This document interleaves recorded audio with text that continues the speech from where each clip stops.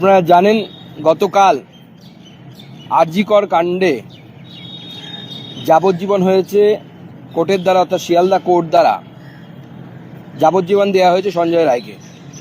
তারপর থেকে আমাদের বিরোধী দল অর্থাৎ তৃণমূল কংগ্রেস তারা নানা ধরনের ক্লেম করছে। অনেকে তৃণমূল কংগ্রেসের তরফ থেকে তারা বলছেন সিবিআই নাকি উপযুক্ত ব্যবস্থা নিতে পারেনি, তার জন্য নাকি অপরাধীর ফাঁসি হয়নি।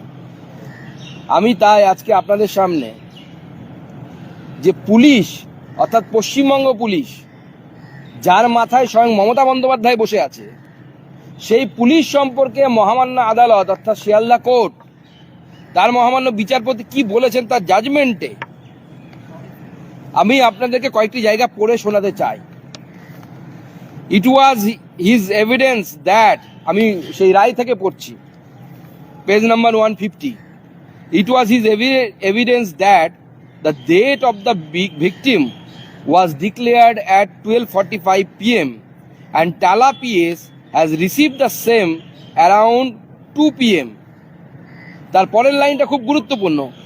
টু মাই আটার সারপ্রাইজ, বিচারপতি বলছেন, আমি অবাক হয়ে দেখলাম, টু মাই আটার surprise I have notice that the said witness deposed in the fashion that one UD case number was kept blank. Case number blank রেখে দেওয়া হয়েছিল, ফাঁকা রেখে দেওয়া হয়েছিল in the concerned register of Tala PS, vide number 861 dated ... পরিষ্কার এখানে বোঝা যাচ্ছে এই ধরনের অবজারভেশন দেখে। আরো আমি বলছি, কোর্টের অবজারভেশন বলছি, I am also surprise to note that, court বলছে, মহামান্য আদালত বলছে, মহামান্য বিচারপতি বলছে, সমস্ত স্টেটমেন্ট কিন্তু পুলিশ সম্পর্কে।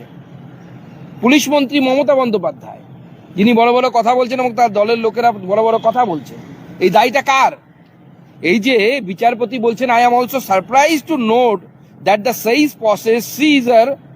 process of seizure and starting of UD case was noted in the GD book, Bhide GD number 576 dated 9/8/2024, and the said entry was done by PW matlab prosecution witness 24 after 11:30 p.m.